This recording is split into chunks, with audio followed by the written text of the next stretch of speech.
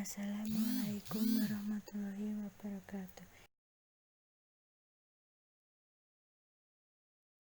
Saya Zulfa Rahmania dari program studi D3 Keperawatan akan menjelaskan tentang biomekanik, biolistrik, biooptik, bioakustik, termofisika, dan fluida. Biomekanika. Definisi biomekanika. Biomekanika merupakan salah satu dari 4 bidang penelitian informasi ergonomi, yakni penelitian tentang kekuatan fisik manusia yang mencakup kekuatan atau daya fisik manusia ketika bekerja dan mempelajari bagaimana cara kerja serta peralatan harus dirancang agar sesuai dengan kemampuan fisik manusia ketika melakukan aktivitas tersebut. General biomekanis, ilmu yang mempelajari hukum dan konsep dasar yang mempengaruhi tubuh organik manusia dalam posisi diam maupun bergerak, yang meliputi biostatik, menganalisis pada posisi diam atau bergerak pada garis lurus dengan kecepatan seragam atau uniform. 2. Biodinamis, gambaran gerakan-gerakan tubuh tanpa mempertimbangkan gaya yang terjadi atau kinematik dan gerakan yang disebabkan gaya yang bekerja dalam tubuh atau kinetik. 3. Okupasional biomekanis, ilmu yang mempelajari hubungan antara pekerja dan peralatannya, lingkungan kerja, dan lain-lain untuk meningkatkan performansi kerja dan meminimasi kemungkinan cedera.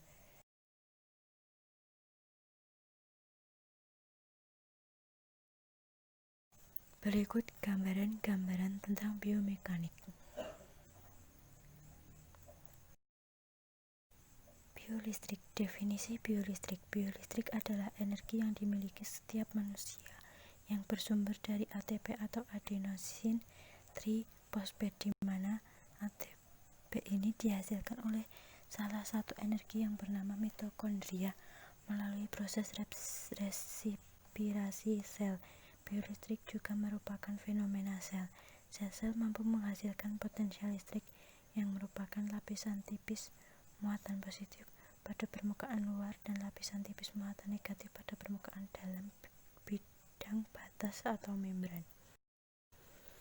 Penemuan biolistrik. Manusia tidak bisa melihat, merasa, mencium, atau menyadari keberadaan listrik dengan indranya, baik untuk muatan maupun untuk medan listriknya. Baru pada akhir abad 18 hal-hal mengenai listrik diteliti. 1. Histori Yunani kuno. Batu ember digosok dapat menarik benda kecil seperti jerami atau bulu. Kata listrik dari bahasa Yunani elektron sama dengan ampere.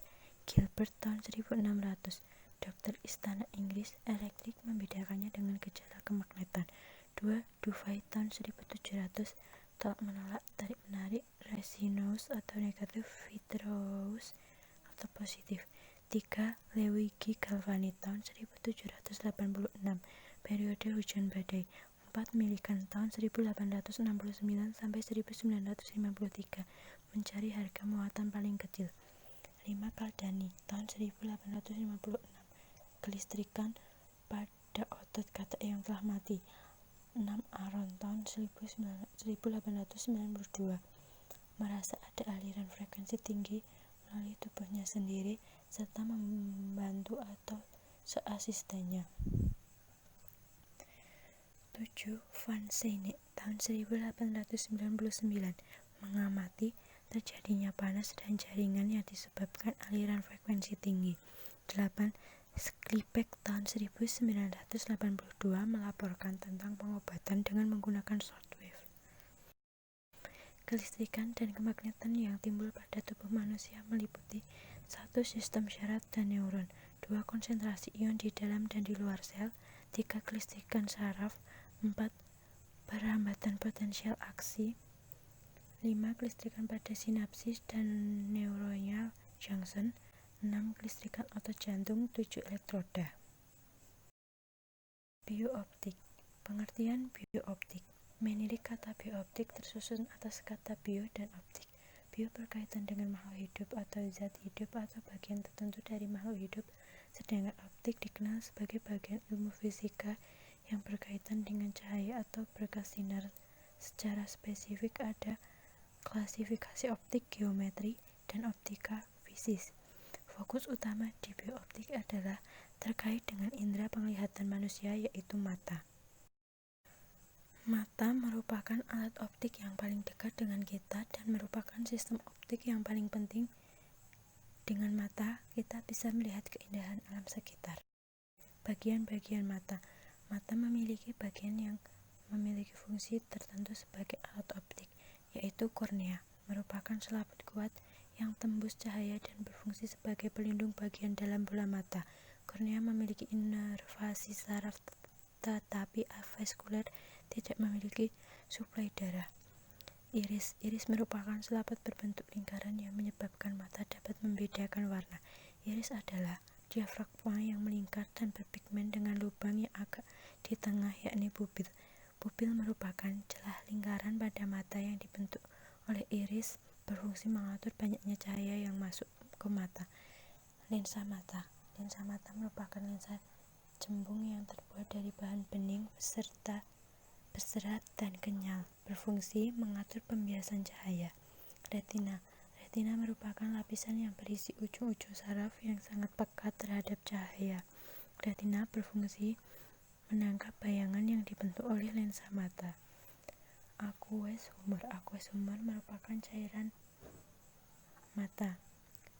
Saraf optik. Saraf optik merupakan saraf yang menyampaikan informasi tentang kekuatan cahaya dan warna ke otak. Jenis-jenis mata. 1. Mata normal. 2. Rabun jauh. 3. Rabun dekat atau hipermetropi. 4. Mata tua atau presbiopi. 5. Astigmatisma. 6. Mata campuran. 7. Peralatan dalam pemeriksaan mata. Ada 3 prinsip dalam pemeriksaan mata, yaitu pemeriksaan mata bagian dalam, pengukuran daya fokus mata, pengukuran kelengkungan kornea, peralatan dalam pemeriksaan mata, dan lensa. Ada 6 macam, yaitu optalmoskop, retinoskop, keratermometer, termometer dari Squiot, pupilmeter, lensometer. Bioakustik. Bioakustik berasal dari kata bio dan akustika. Bio artinya hidup atau hayat dan akustika berarti kajian getaran dan bunyi. Sedangkan menurut istilah akustik berarti bagian bisnis pendengaran yang tercakup dalam satu bidang. Bioakustik adalah suatu perubahan mekanik terhadap zat gas, zat cair atau zat padat yang sering menimbulkan gelombang bunyi. Gelombang bunyi ini merupakan vibrasi atau getaran molekul-molekul dan saling berpadu satu sama lain, namun dimiliki zat tersebut terkoordinasi menghasilkan gelombang. Jadi, bioakustik yaitu ilmu yang mempelajari tentang proses penerimaan pendengaran yang timbul oleh makhluk hidup. Struktur anatomi fisiologi sistem pendengaran. Telinga dibagi menjadi 3 bagian, yaitu telinga luar terdiri dari daun telinga, liang telinga, dan membran timpani. 2. Telinga tengah, tulang pendengaran yang disebut oksikel, terdiri dari malleus, incus, dan stapes. Saluran Eustachius berfungsi menghubungkan ruang telinga tengah hingga ke belakang faring. 3. Telinga dalam, terdiri atas bagian tulang dan bagian membran yang meliputi cochlea, vestibular, dan canalis semicircularis. Bunyi. Definisi bunyi. Bunyi merupakan getaran yang menimbulkan gelombang longitudinal yang merambat melalui medium perambatannya atau zat cair, zat padat, dan udara, sehingga dapat didengar. Gelombang bunyi merupakan vibrasi dari molekul-molekul zat dan saling beradu satu sama lain, di mana zat tersebut terkoordinasi menghasilkan gelombang serta mentransmisikan energi tanpa disertai perpindahan. Sumber bunyi adalah semua benda yang bergetar dengan menghasilkan suara merambat melalui medium atau zat perantara sampai ke telinga. Contoh sumber bunyi yaitu pembakaran minyak dalam mesin, instrumen musik, gerakan dahan pohon, lonceng, garbutala, dan sebagainya. Syarat terjadinya bunyi yaitu ada sumber bunyi yang bergetar, ada zat perantara medium yang merambatkan gelombang bunyi dari sumber ke telinga, getaran mempunyai frekuensi tertentu, indera pendengaran dalam keadaan baik. Termofisika. Kata termodinamika berasal dari bahasa Yunani therme atau color dan dinamis atau gaya. Termodinamika adalah cabang ilmu fisika yang mempelajari temperatur, panas, dan pertukaran energi beserta perubahan dan hubungan antara sifat-sifat fisik materi.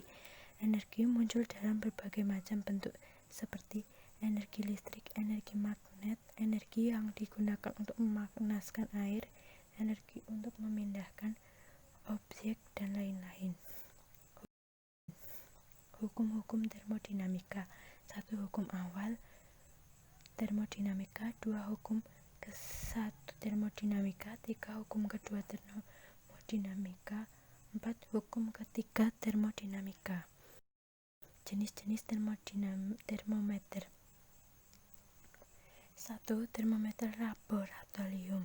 Termometer ini menggunakan cairan raksa atau alkohol. Jika cairan bertambah panas, maka raksa atau alkohol ini akan memuai sehingga skalanya bertambah. 2. Termometer klinis. Termometer ini khusus digunakan untuk mendiagnosa penyakit dan biasanya diisi dengan raksa atau alkohol. 3. Termometer ruangan. Termometer ini berfungsi untuk mengukur suhu pada sebuah ruangan. Pada dasarnya termometer ini sama dengan termometer yang lain, hanya saja skalanya yang berbeda. 4. Termometer digital. Karena perkembangan teknologi, maka diciptakan termometer digital yang prinsip kerjanya sama dengan termometer yang lainnya, yaitu pemuaian. 5. Thermocouple. Dasar thermocouple dalam pengukuran suhu dikemukakan oleh Seebeck tahun 1821. Fluida. Fluida adalah zat yang dapat mengalir. Kata fluida mencangkup zat cair, air, dan gas.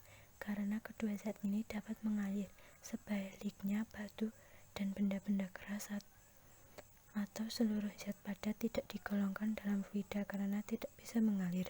Susu, minyak, pelumas, dan air merupakan contoh zat cair, dan semua zat cair itu dapat dikelompokkan ke dalam fluida karena sifatnya dapat mengalir dari satu tempat ke tempat yang lain. Selain zat cair, zat gas juga termasuk fluida.